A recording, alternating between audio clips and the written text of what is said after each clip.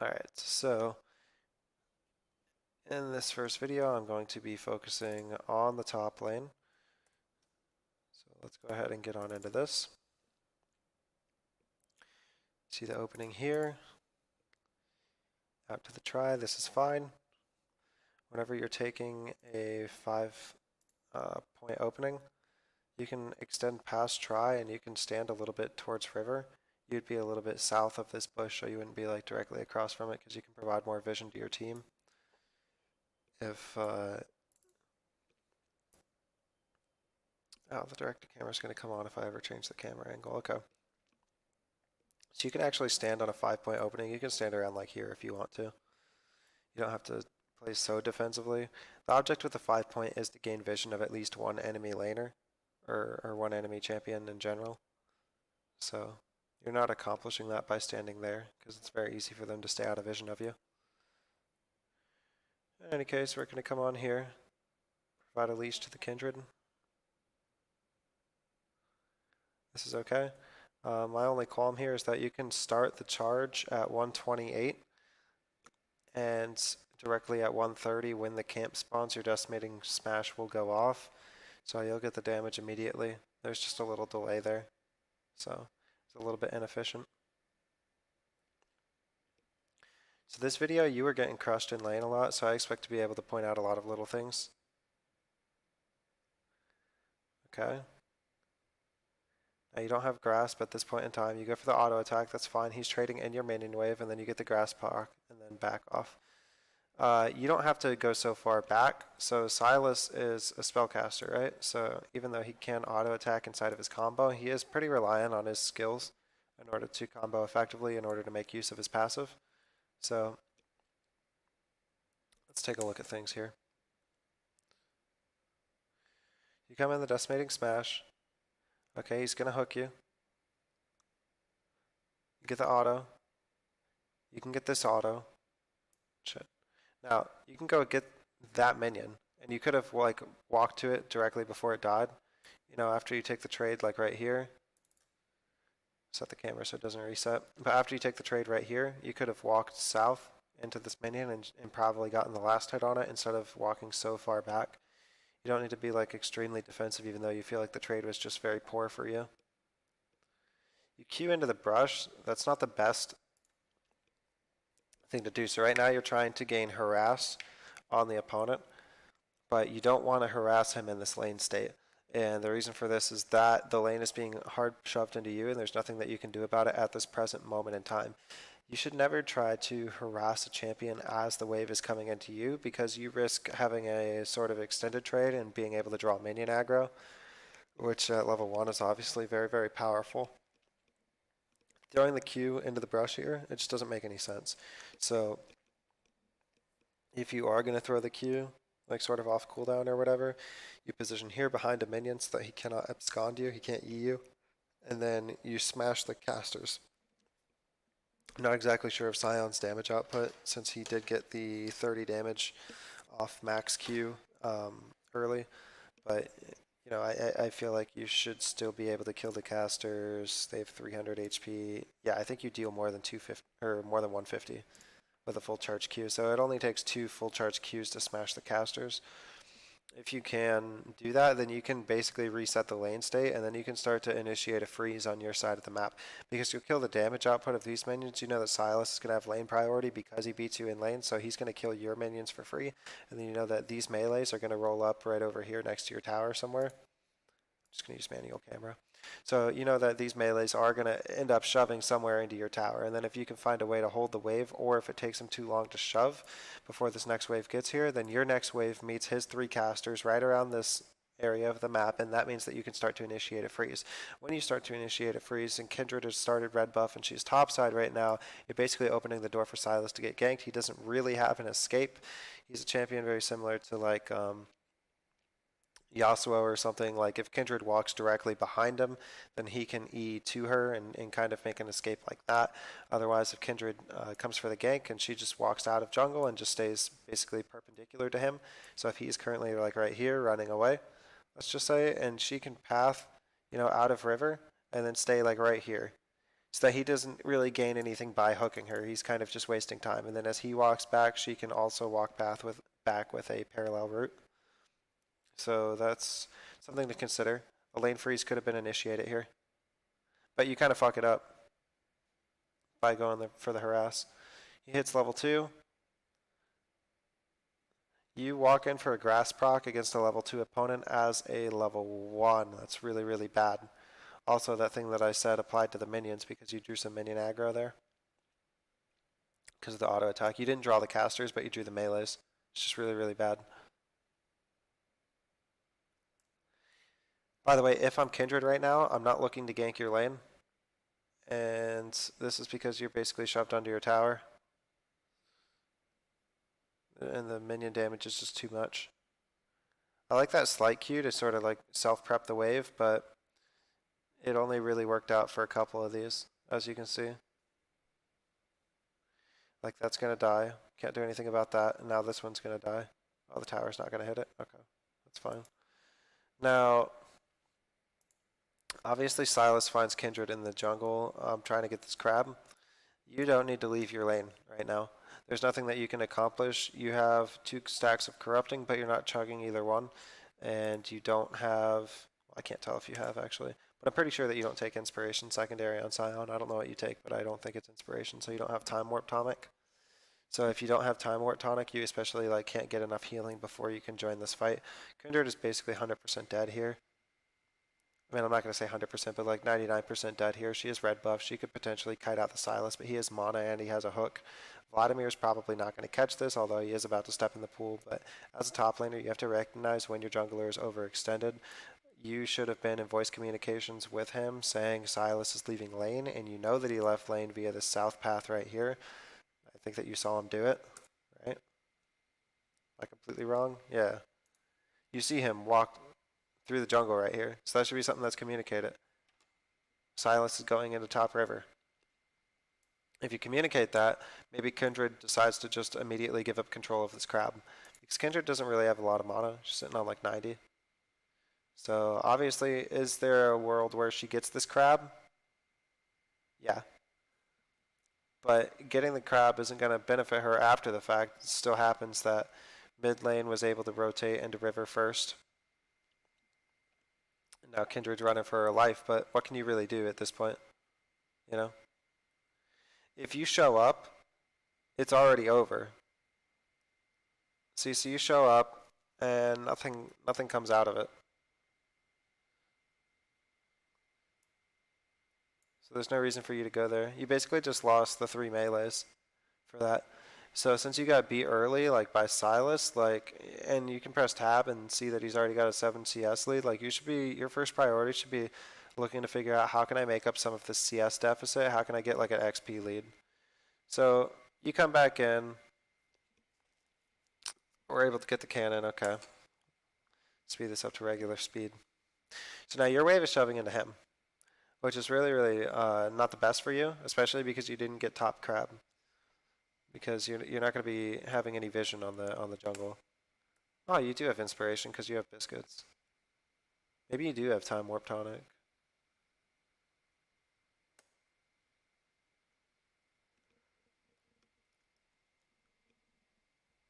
Okay.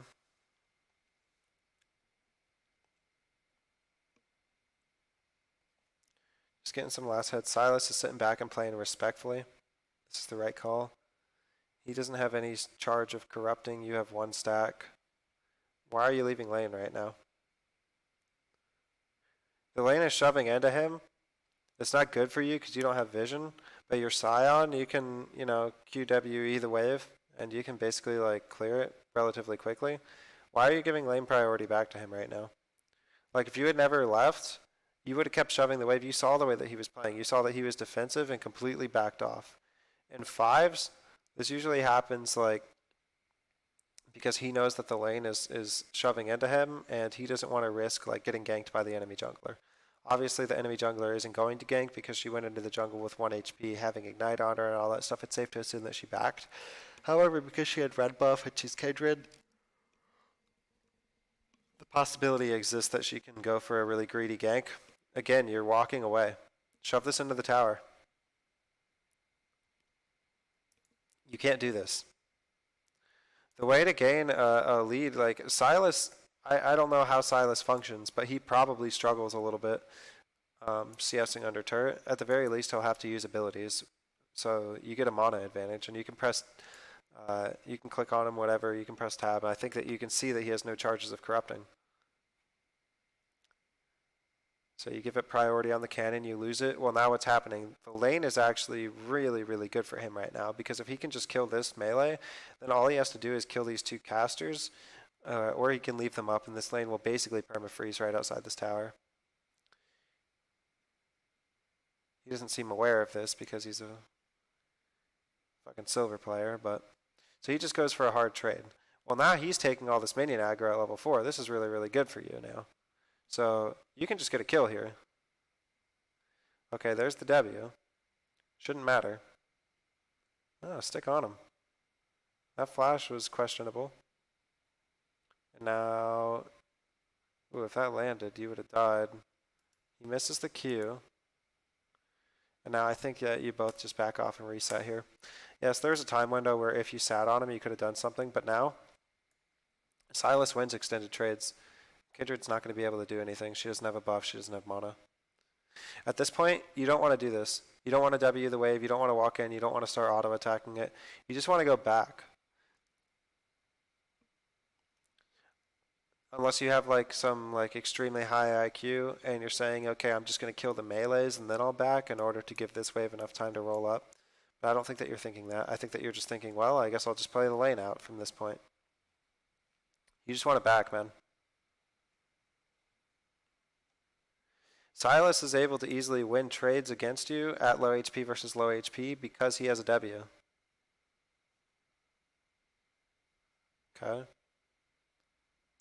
You don't have a grass proc, yeah. Yes, there's nothing you can do, but you have run him out of mana. So that's something. And he has corrupting. He doesn't have Doran's ring, so that's something. Now walk up and kill these two. The lane will still shove into you even if you kill these two. Okay.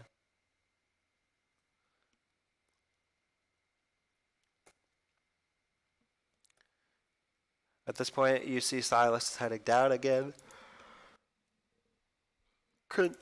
Kindred has been spotted out by the Vladimir. Kindred, he loses another crab. That's really, really bad for you. But at least the lane seems like it's probably going to shove into you, and that's okay. You can think that it's probably going to shove into you because your cannon has a little bit less health than theirs. Also, Silas just gives you the shove there. And then you miss the E on the cannon. Feels bad. So notice where the lane state is at right now. You don't have any HP or mana. He doesn't have any HP or mana. So you don't really want to trade with him because you're afraid that he's going to beat you. And he doesn't really want to trade with you because he's afraid that you're going to beat him. So this is a stalemate. So the correct call here is to just back and teleport, which is what you're doing right now. It just took you too long to do it. I want you to realize those situations in game a little bit quicker.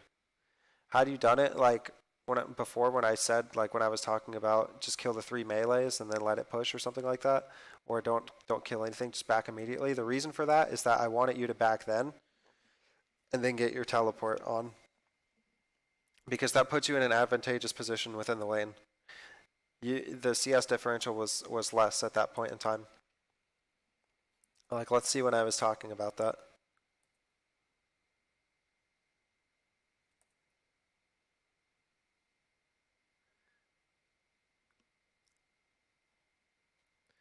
Okay, so it could have been, nope, a little bit before now. Like here, I want you to recognize that this lane state has been happening for a minute. Like, this is the 3 melees I was talking about. If you're killing the 3 melees, do it now. So it's 37 to 14, but you can back and then teleport immediately. What it does is it forces him to basically back and teleport, or it forces him to be zoned off the minions by you.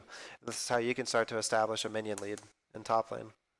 Because it either gets his summoner spell, or it gets pressure, you know, on him.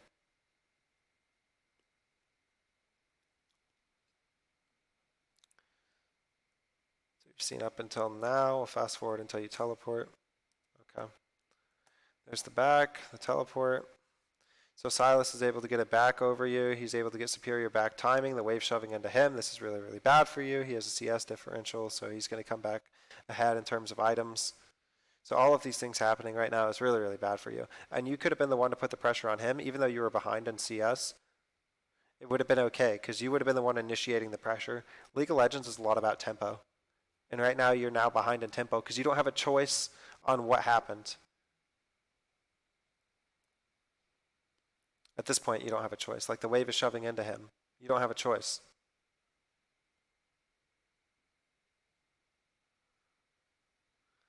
He goes for a trade in your minions, just sit on him.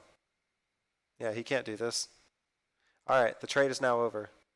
You don't get that last Q. Luckily, he uses the R and he misses. Okay, so after he re-engages onto you, then you can re-engage onto him. But this is how the trade plays out. You're extending trades a little bit too long. And I know sometimes it's difficult to tell when the trade is over. The trade is over right now, and then walk away. So you get the auto attack, the grasp. That Q damage, unnecessary. You get the auto attack for the grasp, and then you walk away. Because you don't want to be taking this minion aggro because of the wave is shoving, you know?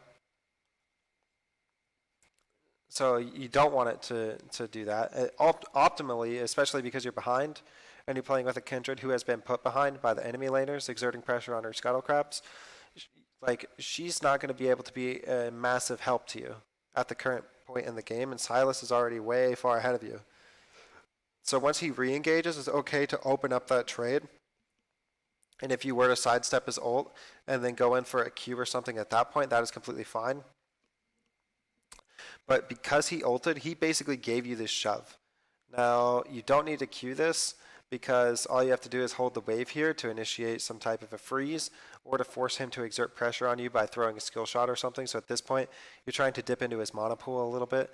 It's not going to be extremely effective because he does have a catalyst, so he does have mana sustain for sure. But okay, at this point, just walk in and out of the brush. Walk in and out of the brush. Just walk in and out of it. Real quick. Just enough to keep their aggro, you know, but not enough to take the damage from it. So as soon as they turn and they look at you, you walk in the brush.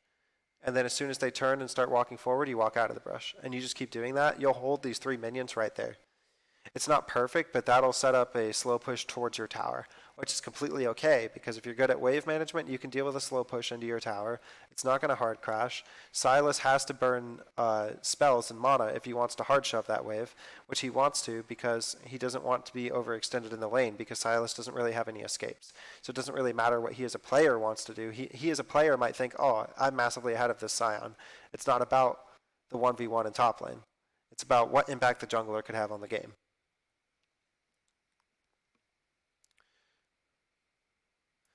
Okay, Crab is marked right now, but you're not going to have priority on it.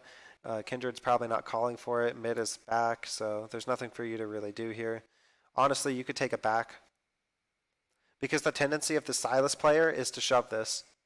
And I said that literally before he killed those minions. So you can't say, oh, like this is, you know, how would you know? He could have initiated a freeze. He could have. But just watching this Silas, and by the way, at this point in the game, all you've done is watch Silas. Like, I can't see your screen. Maybe you are like F-keying into mid, F-keying into jungle, F-keying into bot lane. But there's no real reason for you to, especially because your teleport in the very early game like this is used as a tool for sustain to go back and then come back full HP, full corrupting. So you haven't looked around the map.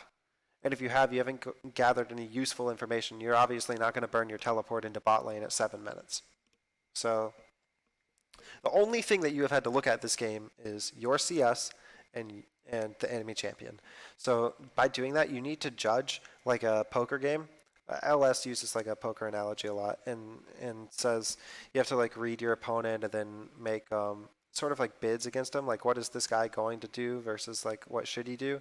And that way you can sort of read your opponent to judge whether or not they're a good player at the game. So spoiler alert, you're in silver and everyone is bad at the game. But as you continue to climb and go higher elo, you need to be able to make these calls to know what you can and cannot get away with, and then how to abuse or disabuse the enemy. So I knew that just based on the way that the Silas plays, when those 3 minions pull up, he's just going to clear the minions. Because all the Silas knows how to do is trade with you and shove top lane. That's all the Silas knows how to do. He doesn't know how to play his champion. He doesn't know how to use a Sion ultimate. He doesn't know how to take effective trades. He doesn't know how to manage minion aggro. He sure as shit doesn't know how to manage waves. So he's going to do the same thing every time the minions meet. Passive, he walks into it. Passive procs. Alright, he goes for a last hit. He doesn't know how to last hit.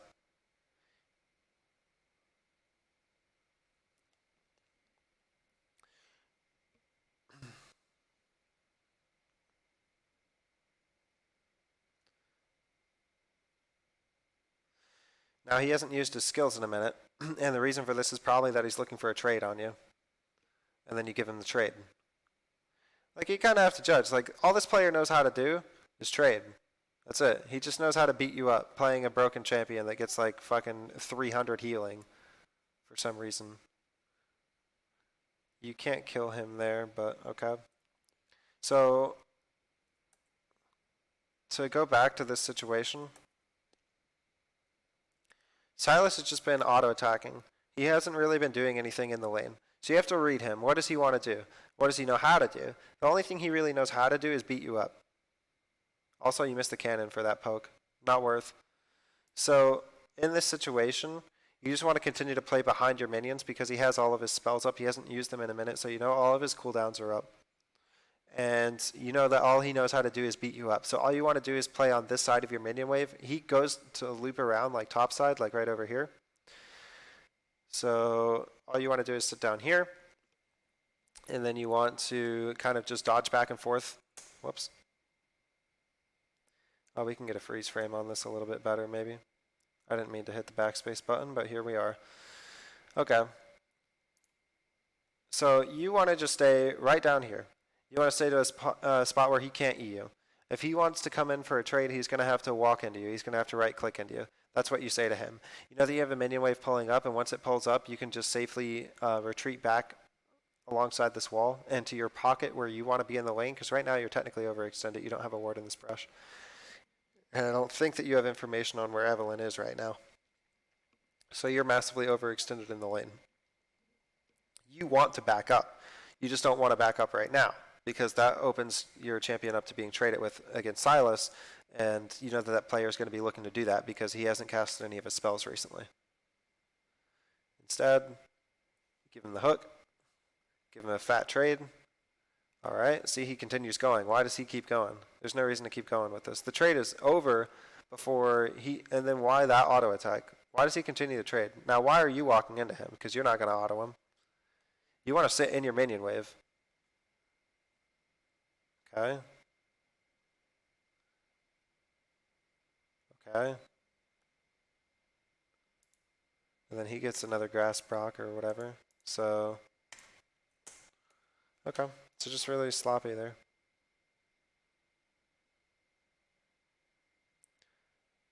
Missed that couple CS. And now you're without teleport. Got a biscuit chugging, so that's going to help you out a little bit. He doesn't have anything either, but he does have catalyst. You need to auto attack that twice before it gets into tower range. Maybe only once. I'm not sure about Sion CSing, but it looked like you needed to auto attack it twice before the tower hit it. As the minions are pulling into the tower, something that you want to consider is how much damage the tower is going to do and how you can get that CS anyways. That ward on Herald is unnecessary. I don't know who called for that ward. I don't know if nobody called for it and you were just paranoid about it or something. But Evelyn is not the type of a champion that's going to go solo Rift Herald. And even if she was, your jungler is currently on the bot side of the map with no way to respond to her. Also, you know that your jungler is behind. Evelyn has a kill. Then if you press tab and look at the CS, Kindred is behind by like roughly 30. And because camps are like 4 CS or something, you shouldn't have auto-attacked that minion. You should have auto-attacked that one, let the tower hit that one, and then autoed it, and then went for the rest of this. Anyways, because your jungler is behind like 30 CS, and you know that a jungle camp is like 4, so obviously Evelyn's gotten some lane farm somewhere, but we're not really paying that much attention. Obviously, we're playing top lane, and we're concerned about getting our ass beat by Silas, so we're not really tabbing over to look at the jungler and every single CS she's getting. But you can assume that she's roughly like 6 or maybe 7 camps ahead of Kindred, which is really, really big. And there's also a huge level disparity Evelyn level 8, Kindred level 6. You should probably be able to see that by pressing tab if you've had a recent vision on Evelyn. Kindred should also know that Evelyn is way too strong right now for her to try to solo. Kindred doesn't have any particular aspects of her kit which counter Evelyn. So even if Evelyn decides to solo this Rift Herald, there's nothing that Kindred can do about it. Kindred would have to give it up. So this ward is unnecessary. You keep walking away when the lane state is not favorable. You can only walk away to ward. I'm going to put it to you in a very simple term. Obviously, League of Legends is a game about choices and opportunities and time efficiency. So I'm going to put a very bland phrase to you, and that's not necessarily what it's going to equate to in game.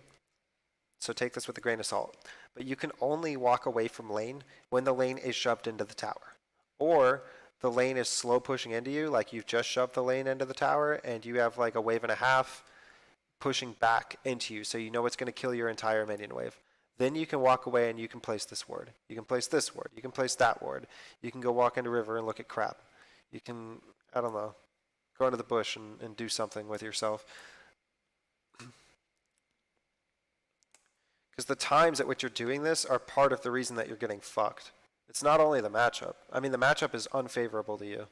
So this lane is going to slow push. So what you want to do is you want to kind of hold the lane right here. So you want to be exposed to the most minimal amount of damage. Don't debut. So all you want to do is sort of last hit the minions as they are right here, because that's going to keep the lane right here for a small period of time in which your next wave is going to pull up. You want to be exposed for the least amount of time possible. Your jungle is super behind their jungle, so she can't really like match or counter gank this. And then you don't really have a way to deal with Evelyn. You can say like, oh, well, my ult's up, so if Evelyn shows up, I'll just ult away. Yeah, cool. Don't make it a habit of burning your ultimate just to use a free escape because your positioning was bad or you misjudged a lane state. Hold it here as long as you can. When the next wave pulls up, then you can QWE that wave, this wave right here. You kill that entire wave, and then that forces Sylas to make a decision. Do I try to hold the lane and freeze right here? Because if he does, you can just walk up and auto-attack him. You can Q him. You can E him. You can do all these things to him. So you're going to make him take damage. In addition, he's not going directly for armor. He's going for the tanky Rod of Aegis build. And you should kind of know that that's coming because he started Grasp of the Undying, so you should kind of know already what direction Sylas is going in. He's going the AP off tank, the Rod of Ages Iceborne Gauntlet build. So, like, this is something that you should know. So if he does decide to stand here and try to freeze this minion wave, he doesn't have any armor, so he's going to take all those minion aggros. Plus, you can walk up and you can cast your auto attacks and spells and get some grass procs on him and make him take a very heavy, unfavorable trade. Instead, you're overextending the lane right now. You don't know this, but they have a pink ward right there. And Evelyn could be topside. You don't know where she is. You have no vision on any of these camps. So you don't know where Evelyn is, unless I'm mistaken. Now, you're taking this trade with him. So far, it's not going so bad. You're playing within your minion wave. This is fine. He misses the E. That's fucking huge. He gets the W. That's okay. He has no escape. You didn't have to prematurely cast that, by the way. You could have continued to hold it. And then by the time it finished casting and winding up and then it stunned him and everything, you might have been able to get like another grass proc. Yeah, I think you would have been able to get another one. Sion is all about being like an opportunist with those grass procs. If he can hit you with a Q and then walk up, take one punch, the grass does so much damage on Sion. More than any other champion because of his W passive. So. Okay, so now the lane is once again back on your side. This time you don't have to slow push this because Sylas is in lane. And we already know what Sylas is going to do. Sylas is just going to look to shove the wave and he's going to look to trade with you. It's the only two things he knows how to do as a player. So. There we go. And again, Sylas has the opportunity to let these minions just come back, execute a freeze here, and then let Evelyn come up and kill you for free. Especially because Evelyn likes to be behind targets before she charms them, so you trying to ult out of there is just playing into what Evelyn wants to do, because she can just sidestep into your ultimate, deny you the ult, then you have literally no escape, you get charmed. Sylas has a free abscond, a free E to follow up with after that. And then you just die. You don't have the tank stats to deal with them right now. Mercs and Spectre's Cal is not enough to deal with the CC lockdown that you're going to be under, and then you're just going to take too much damage, and Evelynn has an execute ultimate. Plus, Silas has stolen your ultimate, so they can really do something cheesy like a charm into an E, into an ult, into all of the damage follow up, the combos, and then just execute on Evelynn afterwards, and then you just die. But because Silas isn't really even like a human being, he just shoves the wave into you. He's giving you literally the one thing that you need to succeed in this lane. And that's safety close to your tower. Silas is already really, really close to being able to just 1v1 you. What's this? Nope. I don't like the things that's happening here. Go get the cannon. You can't trade with him just because you have a minion wave and he doesn't. That's a really good sidestep. That flash was unnecessary. I don't think it would have hit. Okay, go in and kill him. So I know that that's like a split-second decision. It's easy for me to watch the game at half speed and make that decision, but that is the correct call. You can ult into him. You're unstoppable. He doesn't have, you know, a cooldown or something right now. He just flashed out, so he's a little bit panicky. So if you're going to come over here and then ult into him, I think you just get the kill off of the ult damage. At the very least, he gets knocked up, so you get that auto attack, which probably procs grasp, and then he dies. Okay, so turret plating is fallen. You get pinged away from there. I'm assuming that that's pass pinging you. And then you're going to execute into bot lane. So I'm going to continue to the VOD for a little bit because I did forget that there was a lane swap here. So let's talk about what needs to occur whenever a lane swap is executed. Number one, this is an extremely strange lane swap. I might even venture to say this is a bad lane swap. So the next dragon coming up is Mountain, which we know Mountain is pretty good for us. Kindred really likes taking neutral objectives. Vayne really likes taking neutral objectives, but neither one of them particularly like taking towers. They're not very good at it.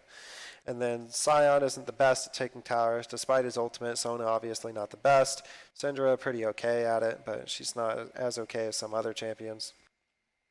The bottom line is you need this Mountain Drake to secure your damage to towers, and in addition to that, you need the it would be nice to get that extra damage to objectives because you're playing against champions that are already, or you're playing with champions that are already so objective driven.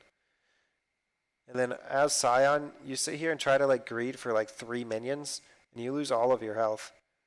This minion aggro isn't going to matter. Ezreal's got an Iceborne Gauntlet. You should be, whenever you get pinged away from top lane here. Oof. So whenever you get pinged away from top lane initially and you start walking bottom, you know that they're executing a lane swap, and you would expect that the enemy bot lane is still going to be bot because there's no reason for the enemy bot lane to just suddenly sporadically be top. And obviously I could be wrong, right? This is low elo games and anything can happen. But you should be pressing tab as you walk from this tower down to this tower, as you did. And you should know Ezreal has an Iceborne Gauntlet. And then you should have the knowledge to say, well, if Ezreal has an Iceborne Gauntlet, the minion aggro isn't really going to matter too much to him. Plus, he can just poke me down for free. Which is exactly what happens. Luckily for you, you had the foresight to buy a Rejuve bead. So that's going to be really, really nice on Sion. Okay. Now, you're executing a slow push here. Do you know why you're executing a slow push? Here's a question that we have to ask ourselves, because you can set up a freeze right here. Like you were executing a slow push, but now that I look back on it, this is a freeze. But now you just undid the freeze with the W. Do you know why you started to shove this lane?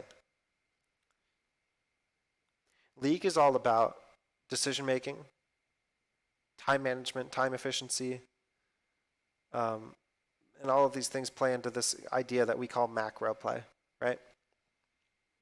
You need to constantly be asking yourself, why am I doing what I'm doing? And if you ask yourself that enough times, you'll have an answer before you even ask the question. It becomes a game sense. Right now, I want to see this lane hard shoved because I've seen a couple people top. I saw the Vladimir, I saw the Silas, I saw the Blitzcrank top lane. I saw the Ezreal in the mid lane with the Syndra. I didn't see the Evelynn, but I see her now. And I know the Dragon is coming up in 7 seconds. So I saw 4 of the people on the map. So to me, as a Sion, I say to myself, well, the only person who could show up bot lane if I shove it is Evelyn. And I'm not particularly scared of her 1v1. I'm scared of her ganking me, but I'm not scared of being in a solo lane with her. Also, as a jungler, you know that it's usually relatively a bad decision to show yourself on the map if you don't have to. So she's not just going to want to show up and start last hitting these minions, because that gives you and your team too much information. So you're going to go ahead and get this wave, shove the next wave. Like, why are we walking back here? Well, obviously we don't have any vision, and since I can see the entire map, I'm thinking, okay, obviously I can see these champions, it's not the right call. But you don't have the vision to say that at this present moment in time. If you're thinking, well, they're probably going to be a dragon because Evelyn just ganked mid, so 2 are going to be a dragon, that's totally fine. I can see that I have a champion in mid lane that I can see, Vladimir, and I can see my Sylas in top lane. So the only other missing link here is Blitzcrank. So unless you think that Blitzcrank ran from top lane like 30 seconds ago and he's somehow making it down to bottom lane, there's no reason for you to be afraid of this. And if you go and shove the lane, obviously it met right here. This is technically being overextended, right? Because you have no wards. But if you're thinking that multiple people are coming bot because of the dragon, you also have to realize that they're not going to stop doing the dragon just because you showed up. Obviously, Ezreal did, because Ezreal is not actually a human being. But if you went down and you shoved this, I don't know if Ezreal would have even came there. And then if he did, at that point, you can obviously just ult out. Like I say, don't get into the habit of using your ultimate to compensate for your mispositioning. That's not using an ultimate to compensate for a misposition. That's using your ultimate to compensate for the enemy's poor decision making.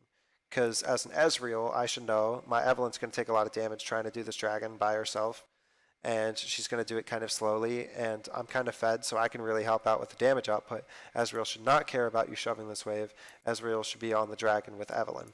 And then if he shows up here for some fucking reason, because he's silver, then you just ult out.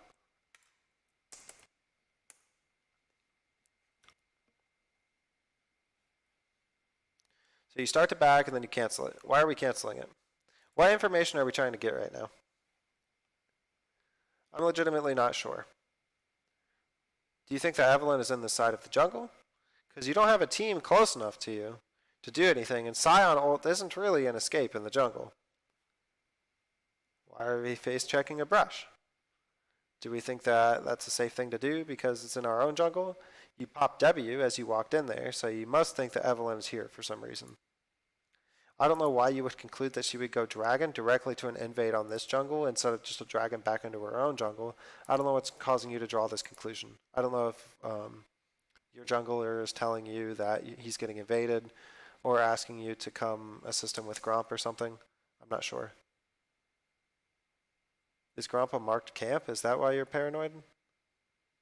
Gromp isn't even a marked camp. No, the marked camp was Scuttlecrab. Yeah, there's no reason for you to be here doing the things that you're doing. So I think that you should have shoved the wave while they were doing dragon. But since you didn't, you backed off entirely and accomplished nothing. Then you should have just backed there. If you weren't going to shove this wave during the dragon, you just walk back to your turret and you base. Because you're saying, well, I'm too low health to do anything. Okay, so good, just base. You stick around, you accomplish nothing. They take the dragon, you start backing. After they take the dragon, then you walk through the jungle for some reason. You start looking for Evelyn. You have a shield popped, so you're looking for Evelyn. I don't know why. Gromp isn't like a highly contested thing, you know? I don't know. I just don't understand the thought process here. And I don't want to. It's a bad thought process. And then you come back and you don't even base after everything. You just chug your last corrupting pot. Well, now you're in a really bad state.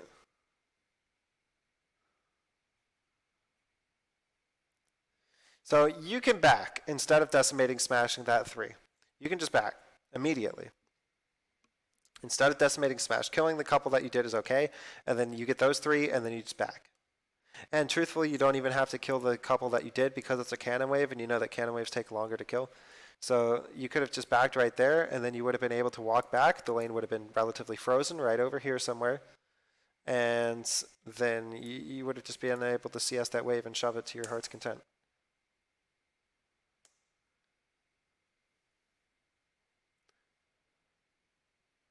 Miss the cannon feels bad.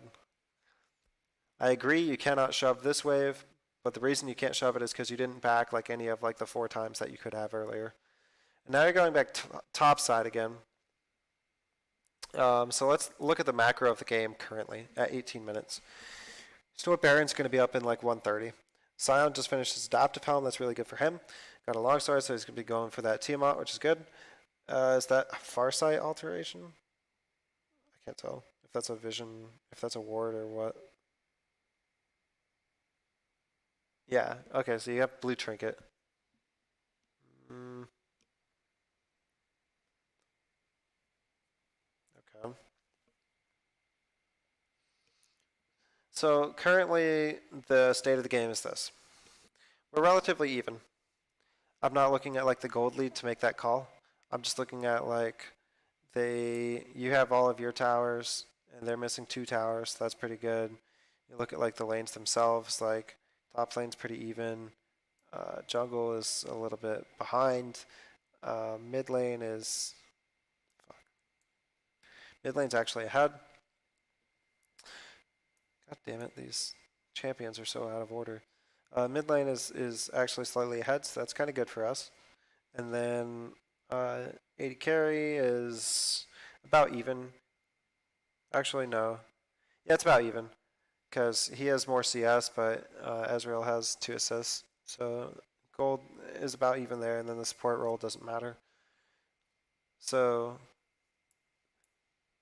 the current macro of the game,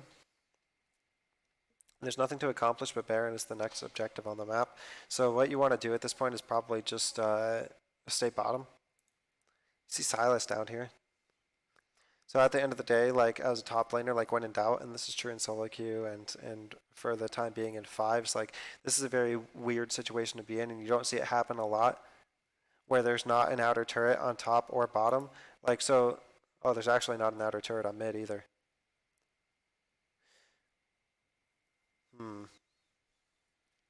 So the next thing to do here, actually, then, if you're going to do it, if you think that you're ahead enough, I think that you're ahead enough. Vayne has Bork and Rageblade, so I think that your next call is 20-minute Baron. So this gets into less of the top lane and a little bit more of the macro. So this is a section that Damien will appreciate a little bit more than the rest of you. But this is this call is a 20-minute Baron because they have no outer turrets, which means they have extremely low vision. So Sion is going to group with the team here. We're going to get wards down. Sona does have a warding item, so we're going to group as 5. We're going to move throughout this jungle. We're going to ward it up. Then we're going to place a pink ward. Sion just went back, so hopefully he has 75 gold for it. Let's see. It's 18 gold. That's rough. So you don't build the longsword then. You build the adaptive helm, you don't build the longsword, and then you just drop a pink inside of the Baron pit. And then, or anybody in the next minute can do the same thing, you know, minute 45. Anybody can do the next thing. But basically you want to establish the dominance as quick as possible, and it's okay to trade bottom tier 1 for vision dominance in the top jungle and a pink ward on Baron. Obviously you have this pink ward and this brush. As 5, you would obviously find this ward as you move throughout the jungle. Maybe you're even able to make a pick. I don't think that you're able to, given the current map state. Evelyn's going to be able to get Gromp and then back or whatever it is that she does before you can establish that. But Silas is bottom. Silas does have teleport, so if you guys do decide to start the Baron and he can teleport in, that's completely okay though.